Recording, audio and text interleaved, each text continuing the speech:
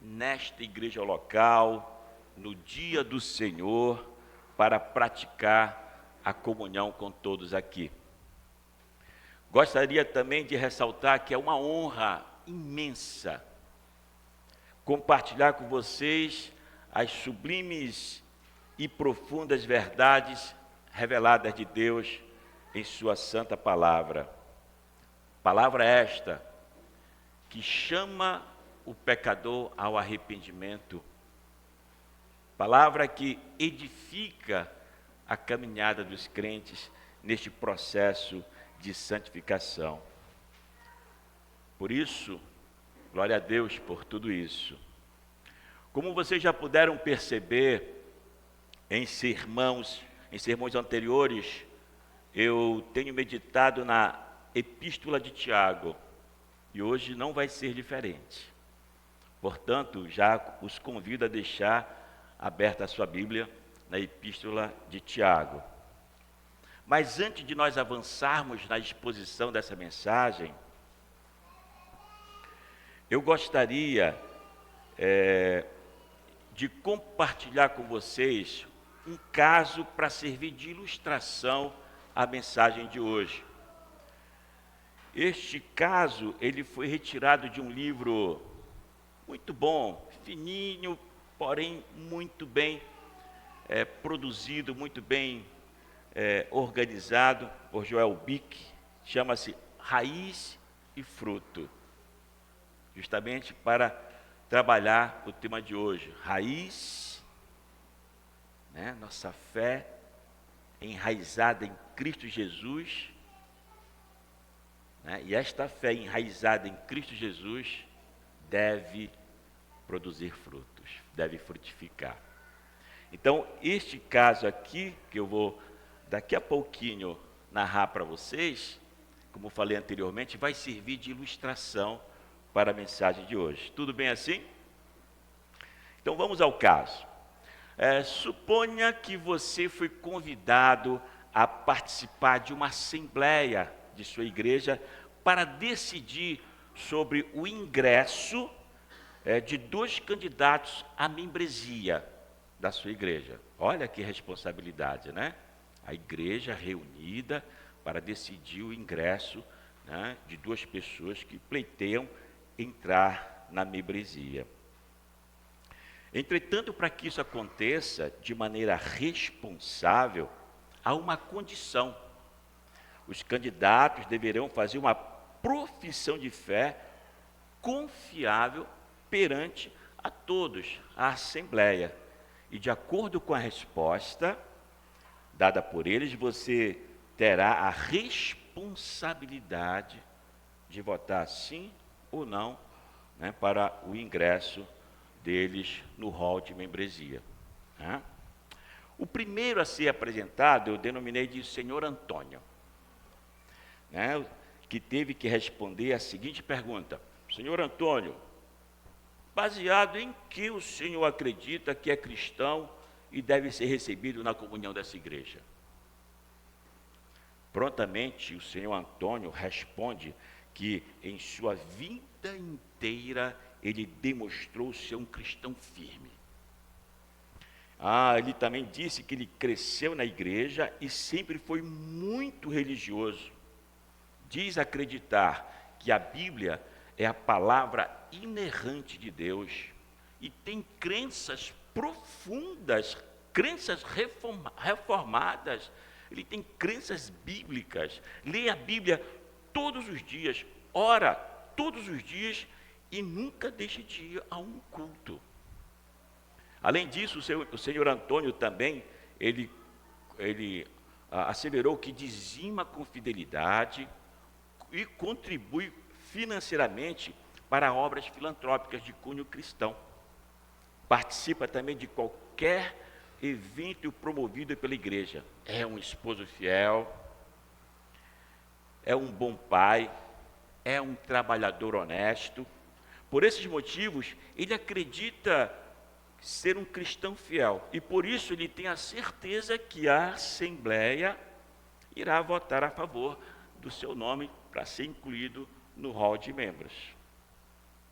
Depois que ele respondeu a questão, né? Ele saiu da sala e entrou o senhor José, o outro candidato, né, a ingressar à membresia.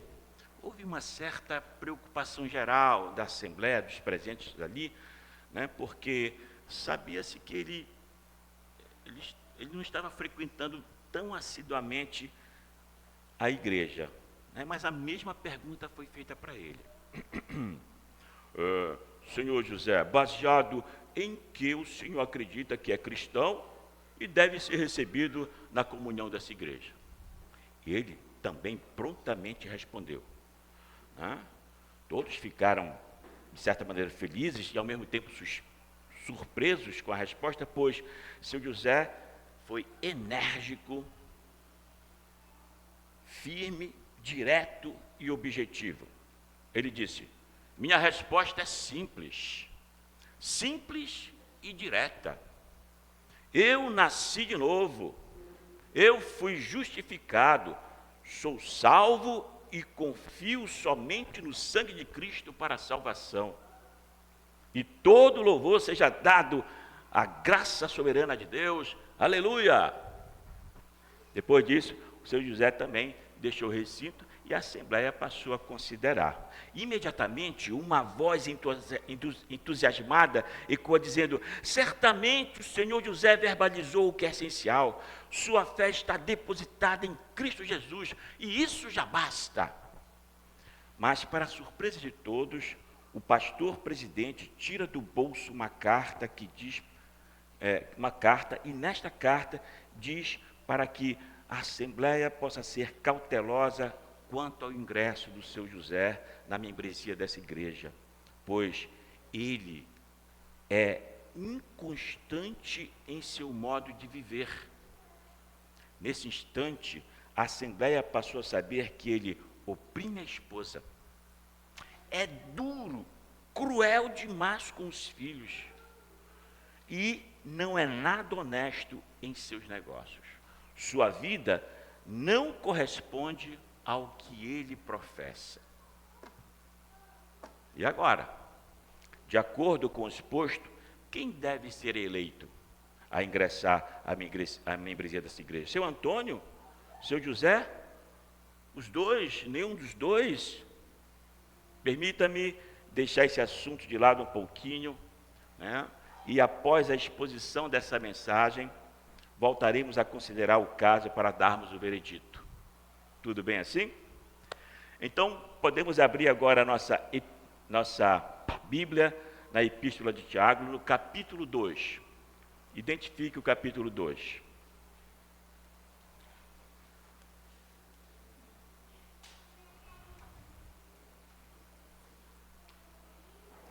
Versículo 14 a 17. Versículo 14 a 17. Acompanhe. Diz assim: meus irmãos, qual é o proveito se alguém disser que tem fé, mas não tiver obras? Pode acaso semelhante fé salvá-lo? Se um irmão ou uma irmã estiverem carecidos de roupas e necessitados de alimento cotidiano, e qualquer dentre vós lhe disser: ide em paz, aquecei-vos, fartai-vos, sem contudo lhes dar o necessário para o corpo, qual o proveito disso? Assim também a fé, se não tiver obras, por si só é morta. Oremos. Santo Deus, eu reconheço a minha total insignificância diante da tua tão grandiosa majestade. Ó Deus, reconheço também que sem a ajuda do teu Santo Espírito, sou incapaz de ministrar com diligência a mensagem que quero anunciar à tua igreja nesta noite. Ó Deus, portanto, peço a tua ajuda na condução desse sermão e que a semente aqui lançada caia no solo fértil do nosso coração e frutifique. Tudo peço em nome de Jesus. Amém. O sermão está estruturado em 3 pontos. O primeiro ponto, a saber, é conciliando fé e obras. Rapidamente iremos tratar do conceito de fé, o conceito de obras.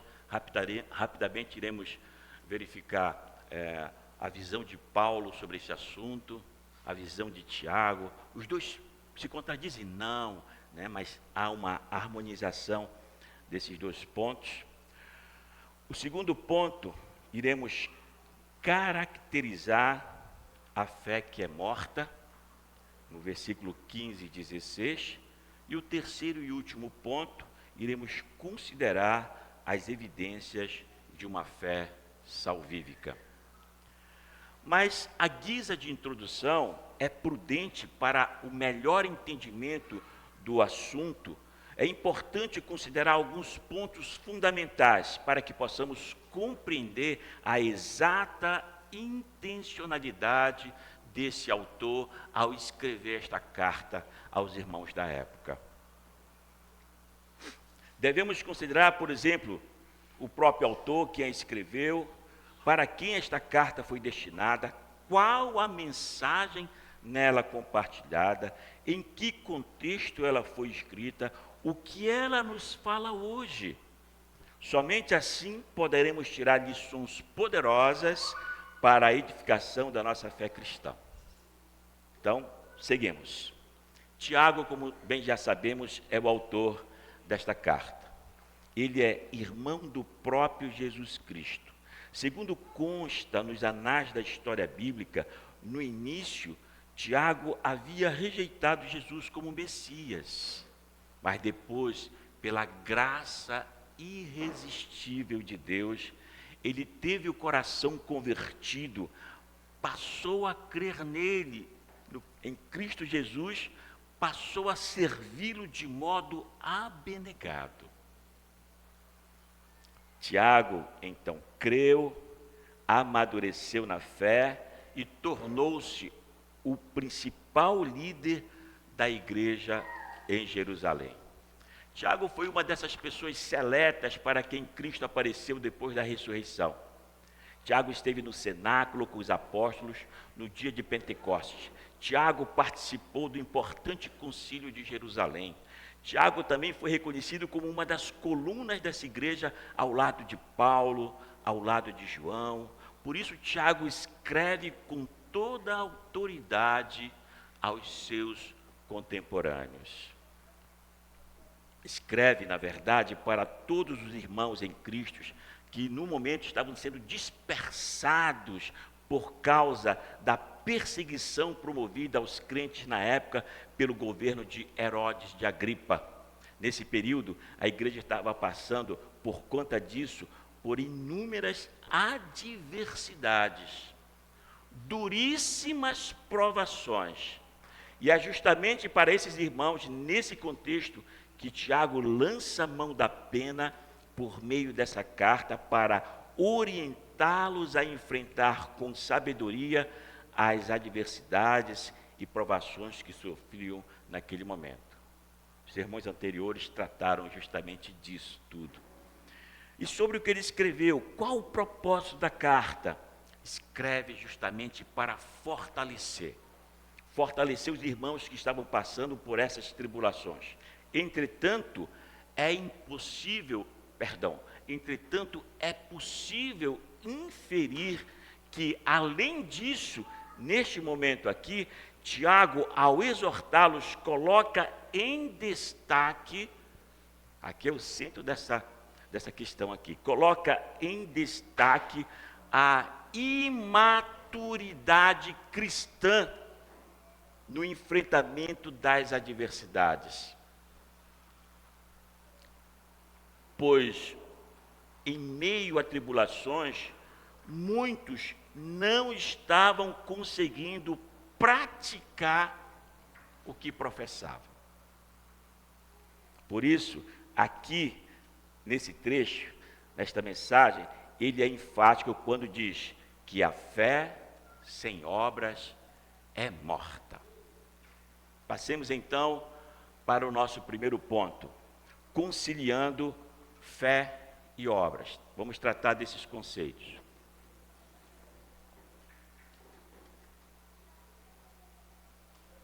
Verifique o versículo 14. Olha aí. Meus irmãos, qual o proveito? Ele diz: se alguém disser que tem fé, mas não tiver obras, pode acaso semelhante fé salvá-lo? Nesse versículo, Tiago provoca a reflexão de seus irmãos na fé a respeito de como estariam aplicando ou deixando de aplicar na vida prática deles a fé que salva. Ele diz: que proveito teria então a fé sem obras? Em seguida, ele é mais contundente ainda. Percebam, quando diz: pode acaso semelhante fé salvá-lo? Ele vai direto ao ponto, vai na raiz, né? Dessa maneira instigante, chega a questionar a conversão daqueles irmãos que dizem seguir a Cristo, mas são indiferentes às necessidades do próximo. Embora eles estivessem passando por perseguições, né, por dificuldades financeiras, etc., né, a fé que eles nutriam deveriam ser praticadas, deveriam frutificar, né? Tiago, homem amadurecido na fé, sabe que aquele que tem os mandamentos de Deus e os guarda, ou seja, os obedece, ou seja, os pratica, esse sim é o que ama verdadeiramente o Senhor. Tiago, desse modo, coloca, como falei anteriormente, em xeque, né, a fé desses irmãos. Para Tiago, a fé deve produzir obras. A fé, ela é evidenciada por elas, pelas obras. O argumento, atenção, o argumento aqui não é que as obras devem ser acrescentadas à fé para que haja salvação. Longe disso, né? Mas que as obras são inerentes à fé genuína, pois Tiago sabe muito bem que o justo viverá pela fé. Sabe também que pela graça sois salvos por meio da fé, e isso não vem de vós, é dom de Deus, não vem das obras para que ninguém se glorie, porque somos feitura sua, criados em Cristo Jesus para as boas obras, as quais Deus preparou para que andássemos nelas. Como podemos perceber, o autor de Hebreus nos diz que a nossa salvação é pela fé em Jesus Cristo. O apóstolo Paulo, na carta aos Efésios, ratifica essa verdade, dizendo que nenhuma obra praticada antes da conversão contribui para a nossa salvação, mas acrescenta que fomos criados em Jesus Cristo para as boas obras. Então, a fé verdadeira, a fé genuína, ela naturalmente produz boas obras. Ou seja, as obras praticadas por alguém a fim de pleitear a salvação são ineficazes para isso, pois a salvação provém da graça soberana de Deus em querer redimir pecadores. Paulo afirma sabiamente que a salvação é somente pela fé em Cristo. Essa é uma verdade inquestionável. Tiago também sabiamente acrescenta que essa fé depositada em Cristo é naturalmente evidenciada em obras. Portanto, como ele diz, a fé sem obras é morta, é uma fé questionável. A nossa experiência de salvação pode ser comparada ao desenvolvimento de uma árvore. É o que o Joel Bick vai fazer em seu livro, né? Raiz e fruto. Dependendo do solo em que a semente for enraizada, ela crescerá forte e frutificará. Ou seja, se a nossa fé tem sua raiz, se a nossa fé é enraizada em Jesus Cristo, o nosso justificador certamente frutificaremos naturalmente em boas obras. Mateus capítulo 7, 17 a 20. Vamos abrir Mateus capítulo 7, 17 a 20. É o tempo que eu tomo um pouquinho de água. Mateus capítulo 7, 17 a 20.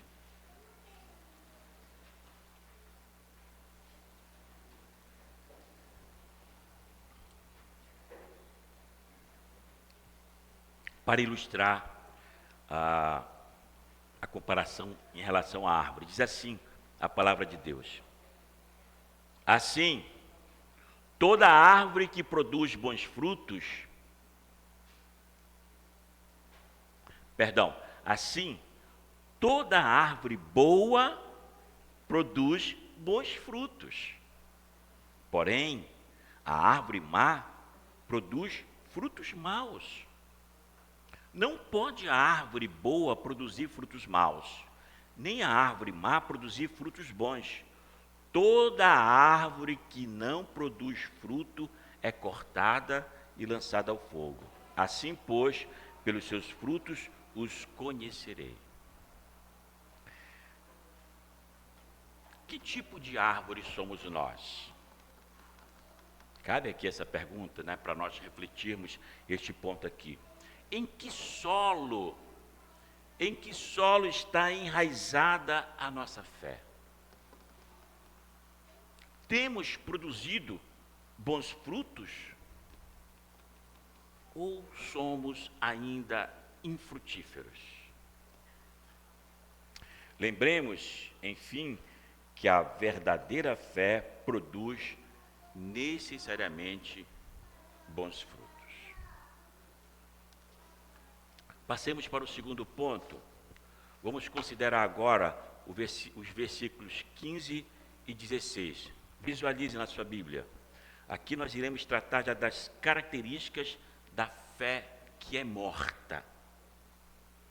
Diz assim os dois versículos: se um irmão ou uma irmã estiverem carecidos de roupas e necessitados de alimento cotidiano, e qualquer dentre vós lhes disser: ide em paz, aquecei-vos e fartai-vos, sem contudo lhe dá o necessário para o corpo, qual o proveito disso?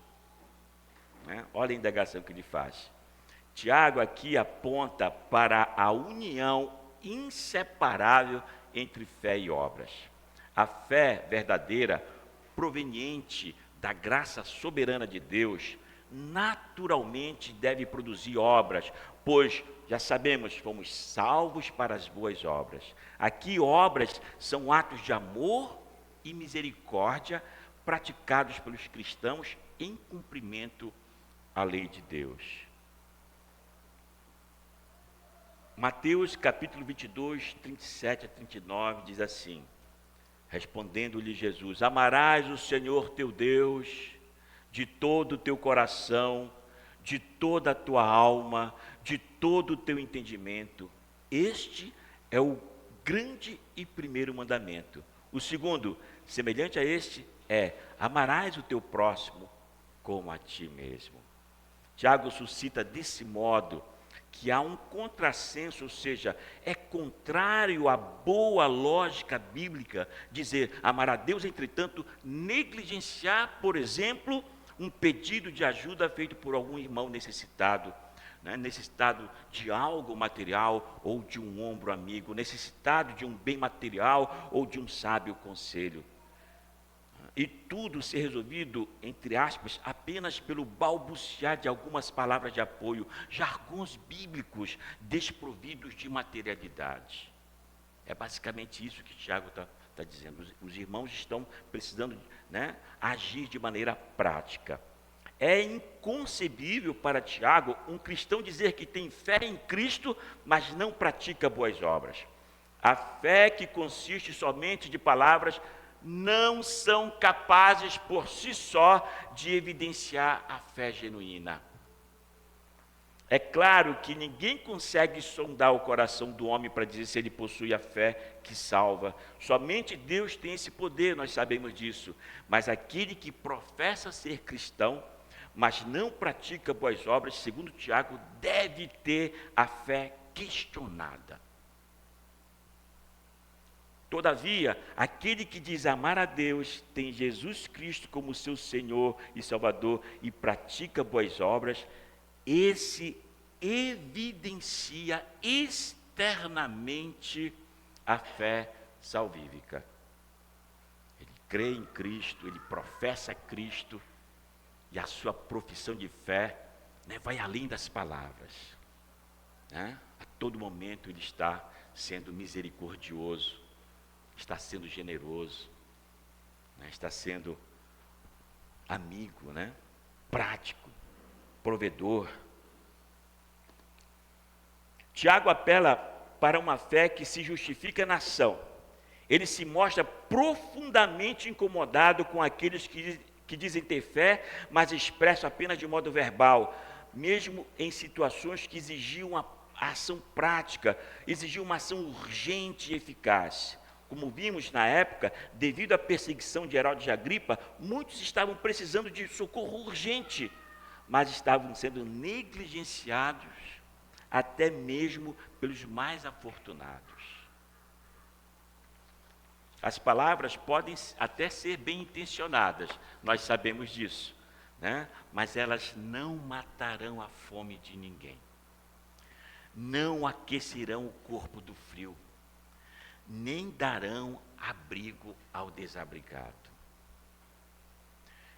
Isaías, por exemplo, em seus dias, convoca o povo para que desse um significado real à sua religião. Repartas o pão com o faminto, e recolhas em casa os pobres desabrigados, e se vires o nu, o cubras, e não te escondas do teu semelhante. O apóstolo João nega que qualquer pessoa que deixe de auxiliar a um irmão em necessidade possa ter o verdadeiro amor. Ele diz: ora, aquele que possui recursos deste mundo e viu o seu irmão padecer necessidade e fechar-lhes o coração, como pode permanecer nele o amor de Deus?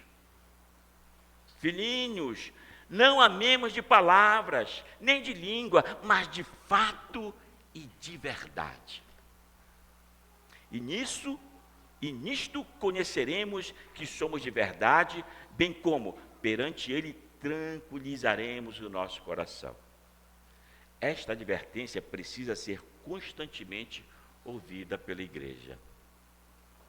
Muitas vezes nos contentamos em pronunciar algumas palavras de apoio, quando Deus pode estar nos chamando para uma ação imediata. Nós precisamos ter esse discernimento. Sermões, orações, conselhos sábios, confissões, encorajamento, são certamente indispensáveis ao cristianismo verdadeiro. Mas aqui Tiago nos alerta que as palavras provam ter um significado real quando as pessoas veem ações correspondentes a elas. Aqui o contraste não é entre fé e obras, mas entre fé com obras e fé sem obras.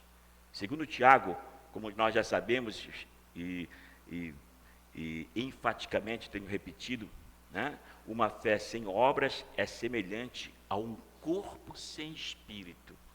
Imagine, olha, né, a dureza dessa mensagem aqui, ó. Uma fé sem obras é semelhante a um corpo sem espírito. E um corpo sem espírito não tem proveito algum. Avancemos agora para o versículo 17. Visualize na sua Bíblia. Já é o nosso último ponto. Versículo 17. Iremos tratar agora das evidências. Falamos de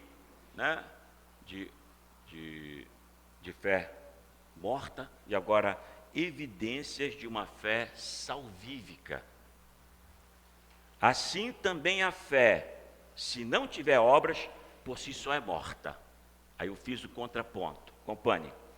A fé salvífica é o oposto do que diz esse versículo, pois é uma fé viva, uma fé que age, uma fé que obedece à lei de Deus. Sabemos que antes da nossa conversão, praticávamos as obras da carne, muitas vezes e demasiadamente, sem qualquer hesitação. Muitos de nós, certamente, no passado, nós já estivemos enlameados com as obras da carne. Alguns na prostituição, outros na impureza, outros na lascívia, idolatria, feitiçaria, inimizades, porfias, ciúmes, iras, discórdias, dissensões, facções, invejas, bebedices, glutonarias e coisas semelhantes a estas. Hoje, uma vez convertidos, temos a oportunidade de experimentar o oposto de tudo isso, de experimentar as virtudes do fruto do Espírito, de experimentar na prática o amor, despertar a alegria, vivenciar paz, longanimidade, benignidade, bondade, fidelidade, mansidão, domínio próprio. Todavia, aquele que se diz crente, mas continua a praticar as antigas obras, tem grande possibilidade de estar vivendo um auto-engano. Sabemos que ninguém foi ou é salvo pelas obras, conquanto ninguém foi salvo para ficar de braços cruzados, ou proferindo ser uma nova criatura, mas não entrou em novidade de vida e ainda se consome com as antigas práticas, a ponto de não se importar com as necessidades alheias. Isso por si só já é um contrassenso. Então, como evitar o auto-engano e verificar se a nossa fé ela é realmente genuína? O nosso Senhor Jesus, conversando com Nicodemos, um dos principais dos judeus, disse: se alguém não nascer de novo, não pode ver o reino de Deus. Como saber se de fato nós fomos regenerados? Como saber se o nosso coração foi regenerado? Como saber se nós nascemos de novo? Se nós professamos a fé salvífica? E se essa fé ela produz obras? Né? Como? Como verificar isso externamente?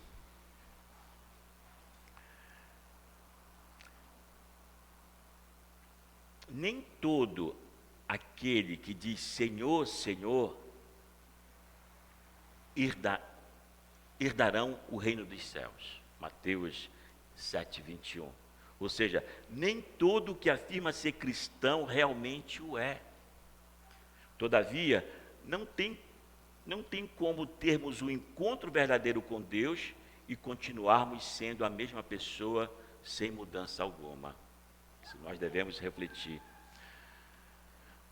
Martin Luther King, pastor batista e ativista político estadunidense, né, na década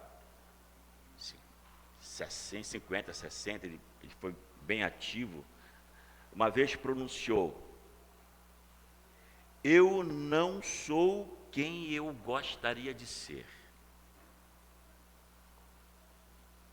Eu não sou quem eu poderia ser.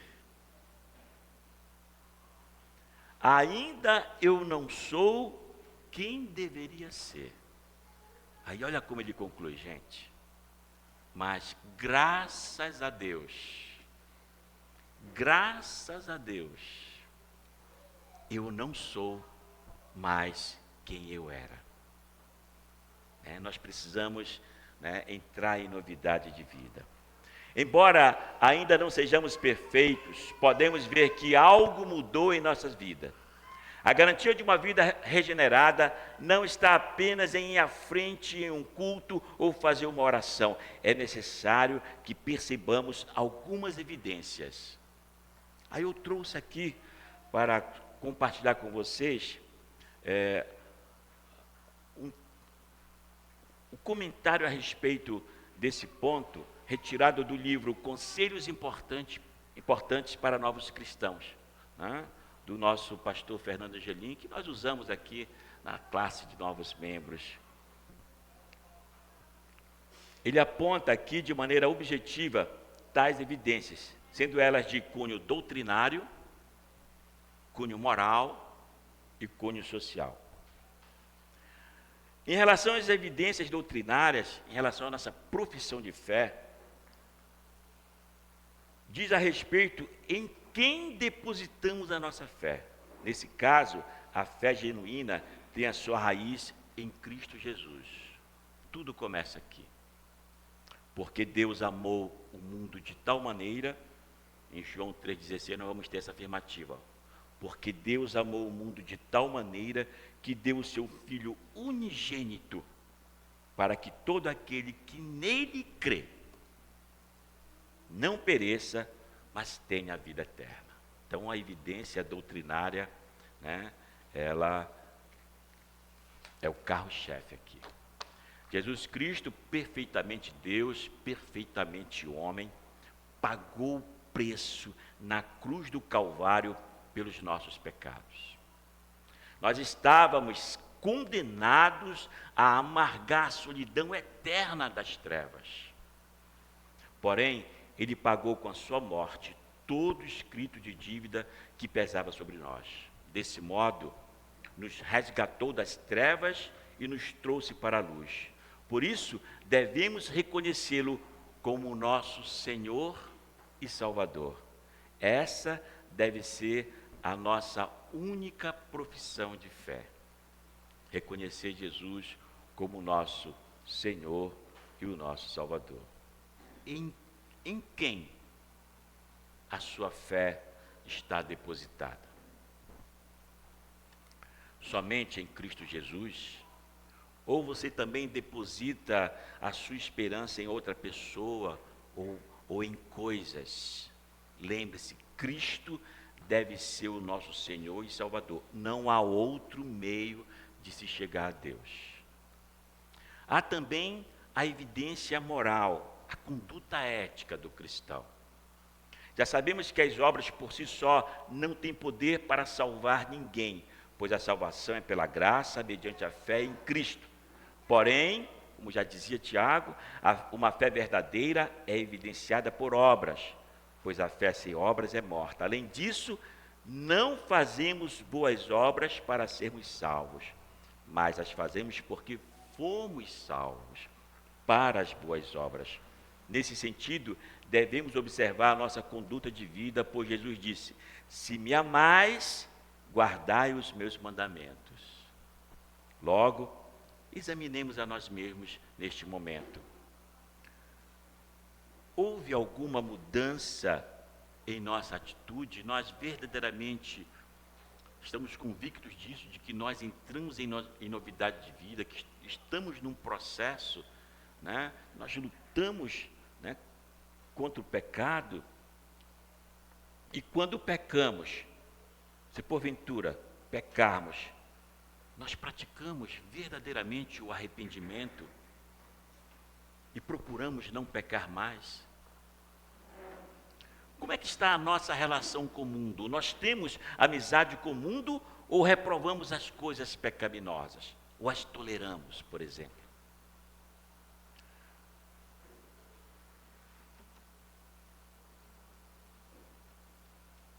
Buscamos obedecer à vontade de Deus, revelada nas Escrituras, por amor daquele que nos amou primeiro?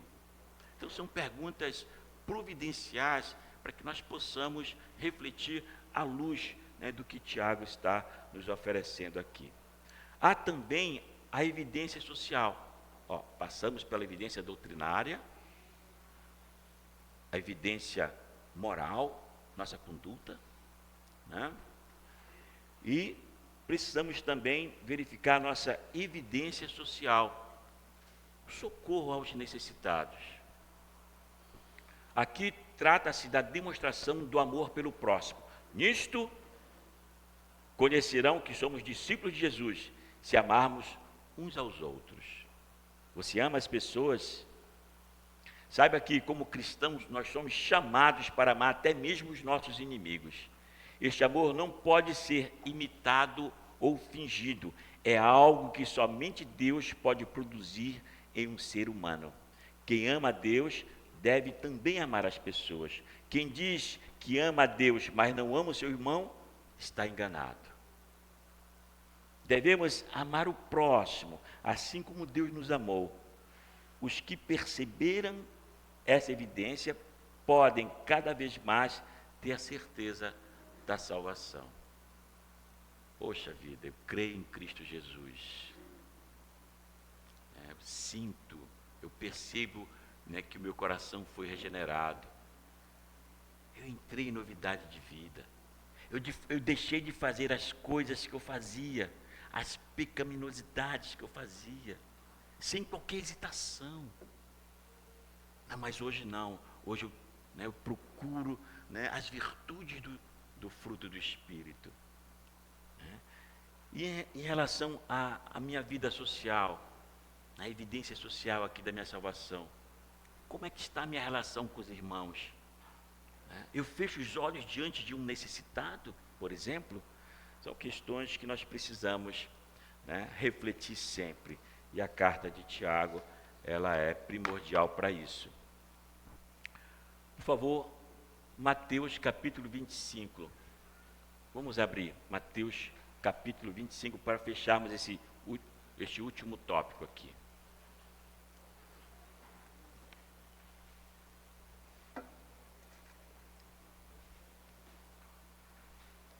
Em relação à nossa relação para com o próximo, a evidência social, o socorro aos necessitados.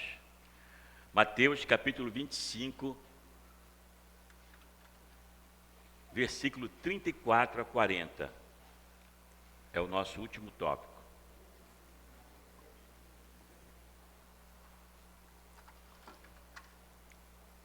Diz assim: então dirá o rei aos que estiverem à sua direita: vinde, benditos de meu Pai, entrai na posse do reino que vos está preparado desde a fundação do mundo. Agora vai começar a ilustração. Acompanhe aí. Porque tive fome e me destes de comer. Tive sede e me destes de beber. Era forasteiro e me hospedaste. Estava nu e me vestiste. Enfermo e me visitastes. Preso e foste ver-me. Então perguntaram os justos: Senhor, quando foi que vimos com fome e te demos de comer? Ou com sede e te demos de beber? E quando te vimos forasteiro e te hospedamos? Ou nu e te vestimos? E quando te vimos enfermo ou preso e fomos te visitar? O rei, respondendo, lhes dirá: em verdade vos afirmo. Acompanhe aí, olha só que coisa linda. Em verdade vos afirmo que sempre o que fizestes a um destes meus pequeninos irmãos, a mim o fizestes. Quantos pequeninos passam ou passaram diante de nós com as suas mãos estendidas? E qual foi a nossa reação? Foi de prontidão a servir ou de total indiferença? Ou usamos apenas o evangeliquez para abençoar o irmão necessitado? Você vai conseguir, meu irmão, tudo vai dar certo. Então, a carta de Tiago, ela é contundente, principalmente neste ponto aqui, porque ele questiona, ele nos confronta a dizer, a tua fé é salvífica?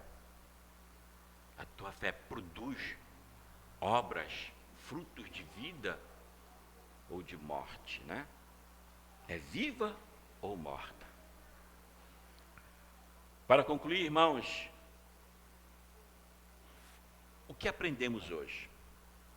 Em resumo, vimos que a fé sem obras é morta. De um lado, Tiago diz que a fé sem obras é morta. Do outro, Paulo diz que somos salvos mediante a fé e não por obras, para que ninguém se glorie. Como conciliar essas duas ideias que na verdade, que se complementam?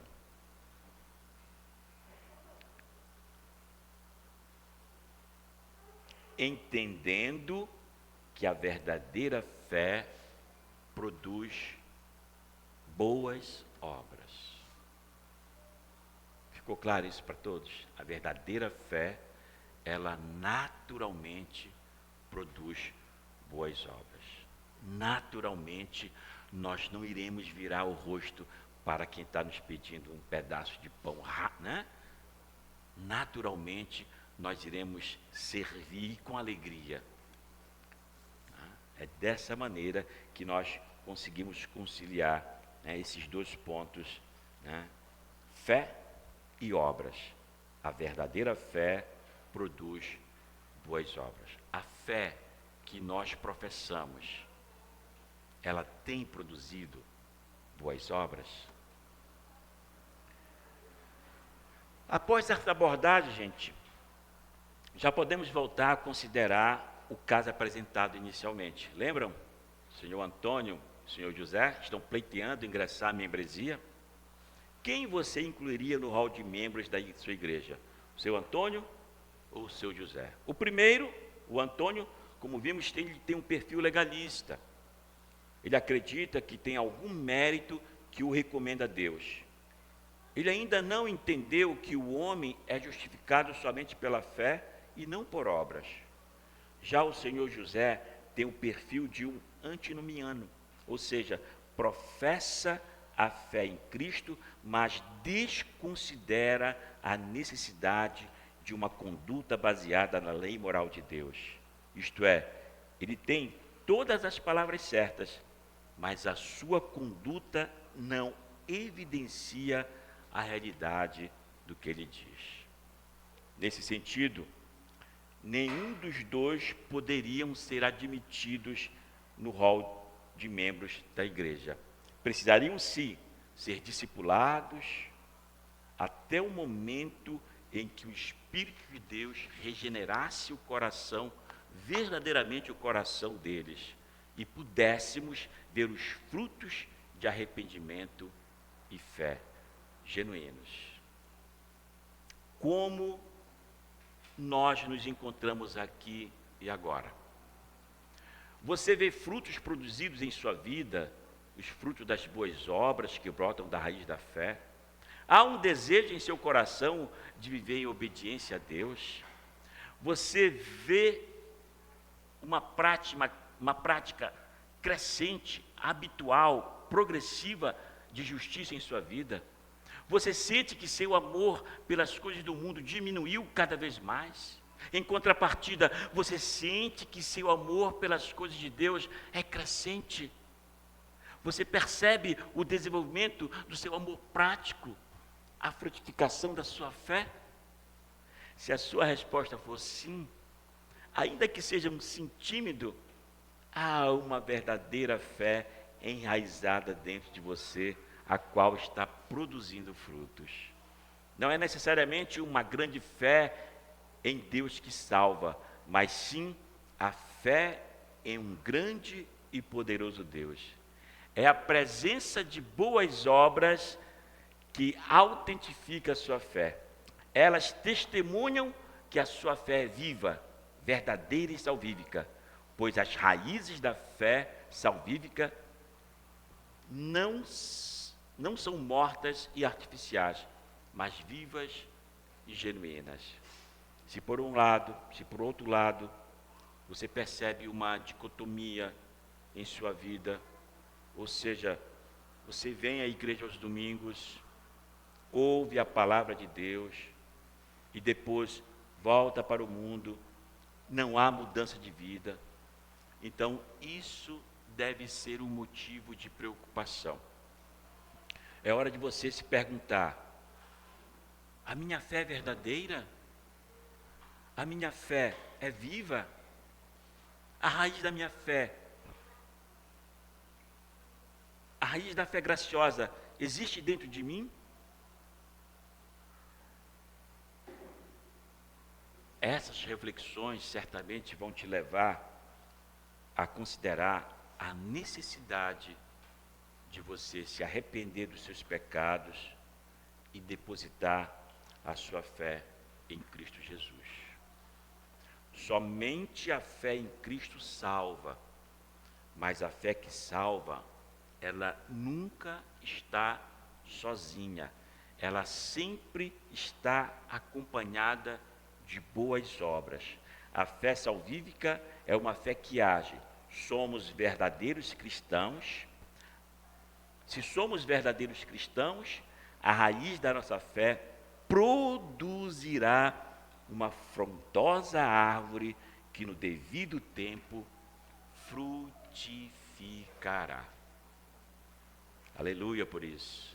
Que Deus tenha misericórdia de todos nós. Oremos.